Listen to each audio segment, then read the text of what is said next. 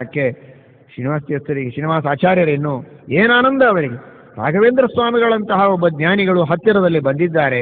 ಅವರು ಗ್ರಂಥ ರಚನೆ ಮಾಡುವುದಕ್ಕೆ ನನ್ನ ಒಂದು ಅಳಿಲು ಸೇವೆ ಆಗ್ತದೆ ಅಂದರೆ ಅವಶ್ಯವಾಗಿ ತೆಗೆದುಕೊಂಡು ಹೋಗಬಹುದು. ಆದರೆ ಮಡಿಯಲ್ಲಿ ಇಟ್ಟಿದ್ದೇವೆ, ಅದನ್ನು ಶುದ್ಧವಾದ ಮಡಿಯಲ್ಲಿ ಕೊಡ್ತೀವಿ. ನೋಡ್ರಿ ಎಷ್ಟು ಇವತ್ತು ನಾವು ಹೇಗೆ ಬೇಕಾದರೆ ಅನೇಕ ಜನ ಅಂತಾರೆ, ನಾವು ಓದಿದ್ರೆ ಸಾಕಲ್ಲ, ನೀವು ಮಡಿ ಉಟ್ಕೊಂಡೇ ಓದ್ರಿ, ಪಂಚೆ ಉಟ್ಕೊಂಡೇ ಓದ್ರಿ, ದೇವ್ರ ಮುಂದೆ ಕೂತೇ ಓದಬೇಕು, ಪದ್ಮಾಸನನೇ ಹಾಕು, ಇದೆಲ್ಲ ಯಾಕೆ? ನಾವೇನೋ ಬೂಟ್ ಹಾಕ್ಕೊಂಡು ಪ್ಯಾಂಟ್ ಹಾಕ್ಕೊಂಡು ಅಲ್ಲಿ ಇಲ್ಲಿ ಹೋಗ್ತಾ ಕೈಯಾಗಿ ಸಿಗರೇಟ್ ಇದ್ಕೊಂಡು ಒಂದು ಕಡೆ ಪುಸ್ತಕ ಒಂದು ಕಡೆ ಸಿಗರೇಟು ಓದೋರಿದ್ದಾರೆ. ಇಂಥವ್ರು ಬುದ್ಧಿವಂತರಿರ್ತಾರೆ, ಸದಾಚಾರ ಇಲ್ಲ. ಗ್ರಂಥ ಬರೀಬೇಕಾದ್ರೆ ಎಷ್ಟು ಶ್ರದ್ಧೆ. ತುಂಗಭದ್ರಾ ನದಿಯಲ್ಲಿ ಯಾವ ಸಂದರ್ಭದೊಳಗೆ ವಿಶೇಷವಾಗಿ ಅದು ಪ್ರಾಯ ಯಾವಾಗದು ಆಷಾಢ ಮಾಸದಲ್ಲಿ ಗಂಗಾ ಪ್ರವೇಶ, ಅಂತಹ ಸಂದರ್ಭದಲ್ಲಿ ಗಂಗಾ ಸನ್ನಿಧಾನ ಇದ್ದಾಗ ಆ ನೀರನ್ನು ಮಡಿಯಲ್ಲಿ ಸ್ನಾನ ಮಾಡಿ ತೆಗೆದುಕೊಂಡು ಬಂದು ಆ ಗಂಗಾ ಸನ್ನಿಧಾನ ಇರುವ ತುಂಗಭದ್ರಾ ನೀರಿನಿಂದ ಮಾಡಿದಂತಹ ಪವಿತ್ರವಾದ ಮಸೀದು, ಸ್ವಯಂ ಶಾಸ್ತ್ರವೇ ಒಂದು ಗಂಗೆ, ಅದರೊಳಗೂ ವಿಶೇಷವಾದ ಗಂಗಾ ಜಲದಿಂದ ಮಾಡಿದಂತಹ ಮಸಿ, ಅದನ್ನು ಮಡಿಯಲ್ಲಿ ಇಟ್ಟಿದ್ದೇವೆ ಅಂತ ಅದನ್ನು ಕೊಡ್ತಾರೆ. ರಾಯರಿಗೆ ಒಯ್ದು ಕೊಟ್ಟರೆ ರಾಯರು ಸ್ವತಃ ತಾವೇ ನದಿ ದಾಟಿ ಈ ಕಡೆಗೆ ಬಂದರು.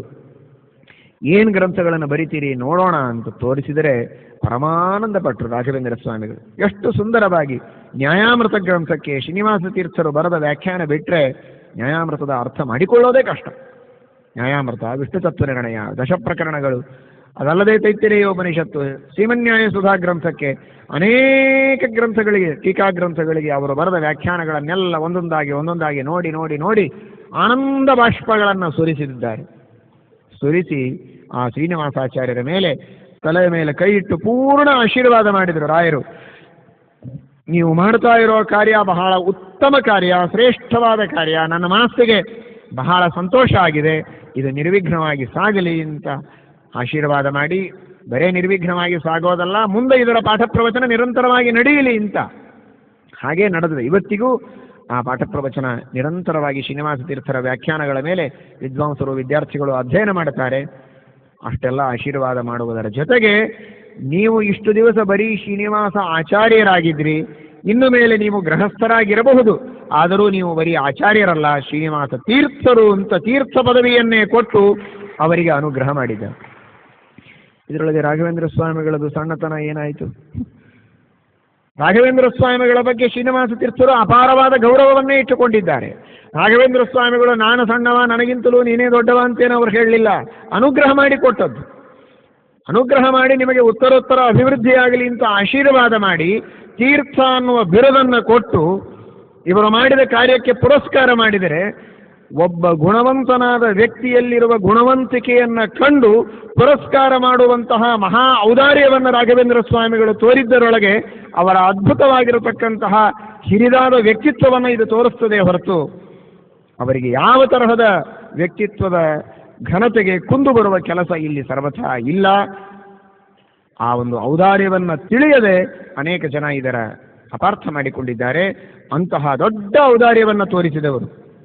ತೀರ್ಥ ಪದವಿಯನ್ನೇ ಇನ್ನೊಬ್ಬರಿಗೆ ಕೊಡೋದು ಅಂದರೆ ಎಷ್ಟು ದೊಡ್ಡದಾದಂತಹ ತ್ಯಾಗ, ಎಷ್ಟು ದೊಡ್ಡ ಔದಾರ್ಯ. ಆ ತರಹದ ಒಂದು ವಿಶೇಷವಾದ ಮಾನವನ್ನು, ಸನ್ಮಾನವನ್ನು, ಪುರಸ್ಕಾರವನ್ನು ಆ ಗುಣವಂತರಿಗೆ ಎಷ್ಟೋ ಜನ ಕವಿಗಳು ಹೇಳಿಕೊಂಡದ್ದುಂಟು. ವಿದ್ವಾಂಸೋ ವಸುಧಾತಲೆ ಪರವಚ ಶ್ಲಾಘಾಸು ವಾಚೋಯ್ಯಮಾಹ ಭೂಪಾಲ ಕಮಲ ವಿಲಾಸ ಮದಿರೋನ್ಮೀಲನ್ ಮದಾ ಘೂರ್ಣಿತಾಃ ಆಸ್ಯೆ ಧಾಸ್ಯತಿ ಕಸ್ಯ ಲಾಸ್ಯ ಮಧುನಾ ಧನ್ಯಸ್ಯ ಕಾಮಾಲಸಸ್ ವರ್ವಾ ಮಾಧರ ಮಾಧುರೀ ಮಧರಯನ್ ವಾಚಾಂ ವಿಲಾಸೋ ಮಮ. ಒಬ್ಬ ಕವಿ ಅಳತಾನೆ, ಗಳಗಳ ಅಂತ ಅಳತಾನೆ, ನಾನು ಮಾಡಿದ ಕವಿತ್ವ ಓದ್ಲಿಕ್ಕೆ ಯಾರಿದ್ದಾರೆ ಪ್ರಪಂಚದೊಳಗೆ ಅಂತ. ರಾಜ ಮಹಾರಾಜರು ಮದಿರಾಪಾನ ಮಾಡಿ ಭೋಗದಲ್ಲಿ ಆಸಕ್ತರಾಗಿ ತಾವಾಯಿತು, ತಮ್ಮ ಭೋಗ ಆಯಿತು, ವಿಲಾಸ ಆಯಿತು, ಲಾಸ ಆಯಿತು, ಅದರೊಳಗೆ ಅವರು ಮಗ್ನರಾಗಿದ್ದಾರೆ. ಇನ್ನು ವಿದ್ವಾಂಸರಿಗೆ ಅರ್ಥ ಆಗ್ತದೆ, ತಿಳಿಯುತ್ತದೆ, ಆದರೆ ಇನ್ನೊಬ್ಬರನ್ನು ಹೊಗಳಬೇಕು ಅಂದರೆ ಅವರಿಗೆ ದೊಡ್ಡ ಮೈ ಮೇಲೆ ಬಂದ ಹಾಗೆ ಆಗ್ತದೆ. ಒಬ್ಬರನ್ನು ಹೊಗಳುವುದಿಲ್ಲ ಅವರು. ಪರವಚ ಶ್ಲಾಘಾಸು ವಾಚೀಯಮಾಹ, ಇನ್ನೊಬ್ಬರನ್ನು ಹೊಗಳೋ ಪ್ರಸಂಗ ಬಂತು ಅಂದ್ರೆ ಸಾಕು, ಮೌನವ್ರತ, ಗಂಭೀರ, ಬೇಕಾದ ಹರಟಿ ಹೊಡಿತಾರೆ. ಒಬ್ಬರನ್ನು ಹೊಗಳ್ರಿ ಅಂದ್ರೆ ಆಗುವುದಿಲ್ಲ. ಇಂಥ ಪರಿಸ್ಥಿತಿಯೊಳಗೆ ನನ್ನ ಕಾವ್ಯ ಮೂಲೆ ಗುಂಪಾಗಿದೆ ಅಂತ ಅಳತಾನೆ ಆ ಕವಿ. ಆದರೆ ರಾಘವೇಂದ್ರ ಸ್ವಾಮಿಗಳು ಅದಕ್ಕೆ ಅಪವಾದರಾಗಿ ತಾವು ಮಹಾವಿದ್ವಾಂಸರಾಗಿ, ತಾವು ದೊಡ್ಡ ಟಿಪ್ಪಣಿಕಾರರಾಗಿ, ಜಗನ್ಮಾನ್ಯರಾಗಿ, ಇನ್ನೊಬ್ಬ ಟಿಪ್ಪಣಿಕಾರರನ್ನ ಗೃಹಸ್ಥರನ್ನ ಮುಕ್ತ ಮನಸ್ಸಿನಿಂದ ಹೊಗಳುತ್ತಾರೆ ಅಂದರೆ ಇದು ಎಂತಹ ದೊಡ್ಡ ಘನತೆ ಇದು. ಆದರೆ ಆ ಘನತೆಗೆ ಕುಂದು ಬರುವ ಕೆಲಸವನ್ನು ಇವತ್ತು ಕೆಲವರು ಮಾಡ್ತಾ ಇದ್ದಾರೆ. ಅವರು ತೀರ್ಥ ಪದವಿಯನ್ನು ಕೊಟ್ಟದ್ದೇ ಸುಳ್ಳು, ಅದು ಇಲ್ಲವೇ ಇಲ್ಲ. ಯಾವ ತೀರ್ಥ ಪದವಿಯನ್ನು ಕೊಟ್ಟ ಘಟನೆ ಅನೇಕ ಪ್ರಾಚೀನ ಗ್ರಂಥಗಳಲ್ಲಿ ಎಲ್ಲ ಮಠದ ಸಂಪ್ರದಾಯದವರು ನಂಬಿ ನಡೆದು ಅದನ್ನು ಬರೆದು ತಮ್ಮ ಗ್ರಂಥದಲ್ಲಿ ದಾಖಲೆ ಮಾಡಿದ್ದಿದೆ. ಅದನ್ನು ಅಲ್ಲಗಳೆಯುವ ಕೆಲಸವನ್ನು ಅನೇಕ ಜನ ಮಾಡ್ತಾರೆ. ಅದು ಸರಿಯಲ್ಲ. ತೀರ್ಥ ಪದವಿಯನ್ನು ಕೊಟ್ಟದ್ದು ರಾಘವೇಂದ್ರ ಸ್ವಾಮಿಗಳ ದೊಡ್ಡ ಔದಾರ್ಯದ, ಅವರ ದೊಡ್ಡ ಗುಣಗ್ರಾಹಿಕೆಯ ಸಂಕೇತವಾಗಿದೆ. ಅವರ ಘನತೆಗೆ ಅದೊಂದು ದೊಡ್ಡ ಚಿಹ್ನ ಎಂಬುದಾಗಿ ನಾವು ತಿಳಿಯಬೇಕು. ಈ ತರಹದ ಒಂದೇ ಎರಡೇ, ವಿಶೇಷವಾಗಿ ಅವತ್ತು ನಮ್ಮ ಪೀಠದಲ್ಲಿ ವೇದನಿಧಿ ತೀರ್ಥ ಶ್ರೀಪಾದಂಗಳವರು ವಿರಾಜಮಾನರಾಗಿದ್ದರು. ರಾಘವೇಂದ್ರ ಸ್ವಾಮಿಗಳ ಸಮಕಾಲದಲ್ಲಿ ವಿಶೇಷವಾದ ಬಾಂಧವ್ಯ ವೇದನಿಧಿ ತೀರ್ಥರಿಗೂ ಹಾಗೂ ರಾಘವೇಂದ್ರ ಸ್ವಾಮಿಗಳಿಗೂ ಬಹಳ ವಿಶಿಷ್ಟವಾದಂತಹ ಪ್ರೇಮ ಸೌಹಾರ್ದ ಬಾಂಧವ್ಯ ಇತ್ತು ಅನ್ನುವುದನ್ನು ಕೂಡ ಅವರ ಚರಿತ್ರೆಯಲ್ಲಿ ನಾವು ಕೇಳುತ್ತೇವೆ. ಅಂತಹ ಒಂದು ರಾಘವೇಂದ್ರ ಸ್ವಾಮಿಗಳ ಜೀವನದ ಪ್ರತಿಯೊಂದು ಘಟನೆಯೂ ಕೂಡ ತವ ಸಂಕೀರ್ತನಂ ವೇದ ಶಾಸ್ತ್ರಾರ್ಥ ಜ್ಞಾನ ಸಿದ್ಧಯೇ, ಶಾಸ್ತ್ರದ ತತ್ವಗಳನ್ನು, ಪೌರಾಣಿಕ ಐತಿಹಾಸಿಕವಾದ ಅನೇಕ ಘಟನೆಗಳ ಸತ್ಯತೆಯನ್ನು ಸಮರ್ಥನೆ ಮಾಡುವುದಕ್ಕೆ ತಮ್ಮ ಅನೇಕ ಚರಿತ್ರೆಗಳ ಮೂಲಕ ಜಗತ್ತಿಗೆ ಸಾರಿ ತೋರಿಸಿದವರು, ತಮ್ಮ ಗ್ರಂಥಗಳ ಮೂಲಕನೂ ಉಪದೇಶ ಮಾಡಿದ ಮಹಾನುಭಾವರು ಶ್ರೀ ರಾಘವೇಂದ್ರ ಸ್ವಾಮಿಗಳವರು. ಅಂತಹ ಮಹಾನುಭಾವರ ಸ್ಮರಣೆಯನ್ನು ಇವತ್ತಿನ ದಿವಸ ನಾವು ಈ 3 ದಿನಗಳಲ್ಲಿ ಯಥಾಶಕ್ತಿಯಾಗಿ ಮಾಡಿದ್ದೇವೆ. ಈ ಒಂದು ಸಂದರ್ಭದಲ್ಲಿ ರಾಘವೇಂದ್ರ ಸ್ವಾಮಿಗಳ ಆರಾಧನೆ ಒಂದು ನಿಮಿತ್ತ, ಜೊತೆಗೆ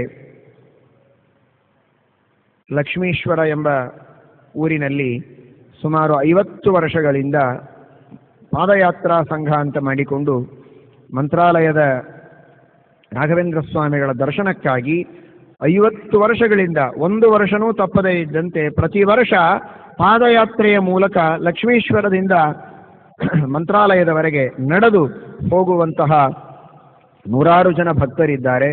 ಆ ತರಹದ ಒಂದು ಸಂಘದ ಸುವರ್ಣ ಮಹೋತ್ಸವ ಈ ವರ್ಷ ಬಂದಿದೆ.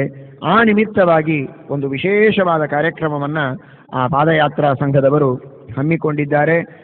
ಆ ಕಾರ್ಯಕ್ರಮ ಅಂದರೆ ಬೇರೆ ಏನಲ್ಲ, 1 ಕೋಟಿ ಸಲ ರಾಘವೇಂದ್ರ ಸ್ವಾಮಿಗಳ ಸ್ತೋತ್ರವನ್ನು ಪಾರಾಯಣ ಮಾಡಿ ರಾಘವೇಂದ್ರ ಸ್ವಾಮಿಗಳಿಗೆ ಸಮರ್ಪಣೆ ಮಾಡಬೇಕು ಅಂತ ಸಂಕಲ್ಪ ಮಾಡಿ ಈಗಾಗಲೇ ಎಷ್ಟೋ ಲಕ್ಷ ಪಾರಾಯಣಗಳಾಗಿವೆ.